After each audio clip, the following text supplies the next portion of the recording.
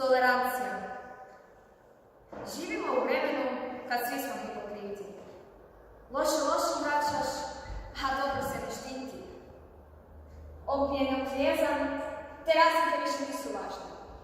Tko god da nešto kaže, uvijek će snaći neprijatelja koji će vikati da laže.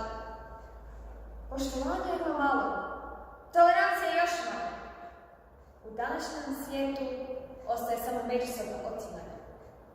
Riječ iz usta, pa neće i radni trud. Ulica zajedništva je pusta, svaki pokušaj promjene je uzalud. U obitelji nastaje svađa.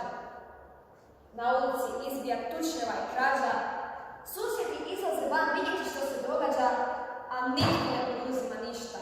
Da ne bi slučajno zapeljali ruke, da ne bi makli se sa stalnog čekališta ili postali robovi vječnog čistilišta.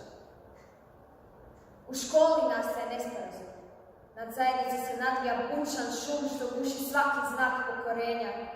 Dodaje ulje vatri, potiče požar i plamene proždiranja. Zanemaruje riskove poniženja, vapaje izmirenja. U uredu nastaje spor.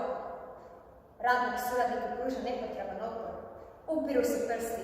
Tko je žrtva, a tko atentator? Obitelj se pretvara u podivljalu čopor. Ali hej, čak mi vuk neće uzalud ljubav bliski. Prijatelji raskidaju zakletvu što htjeli su ponijeti u grob. Rastaju se. Odlaze svako na svoju stranu ponaosob. Više se ne gledaju u oči. Pune se mržnjom. Postaju nesloge robe. Ne posežu za isprikom, jer ponosi u tome poči.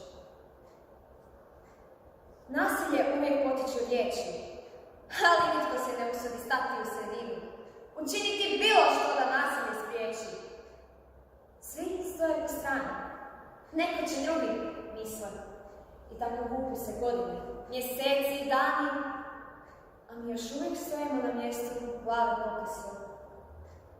Ne slažemo se uvijek. To naistine je ideal. U svijetu gdje svako posjeduje misli i glas, imati jedno zajedničko mišljenje bio bi kriminal. No tolerancija je ljepilo što spaja nas u društvo i osobe od nas čini. Kad kažem nemoj, ti slušaš. Kad kažeš nemoj, ja slušam. Umjesto da napravimo suprotno, a kasnije spavamo u gorčini. Mišljenja su mišljenja. Uvijek će to biti. Ne moraj se sramiti, ne treba ih se kriti.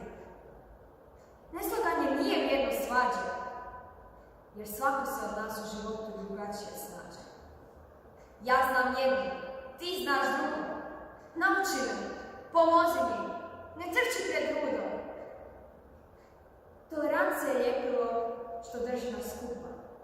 Svi, baš svi znamo da sloboda je skupa.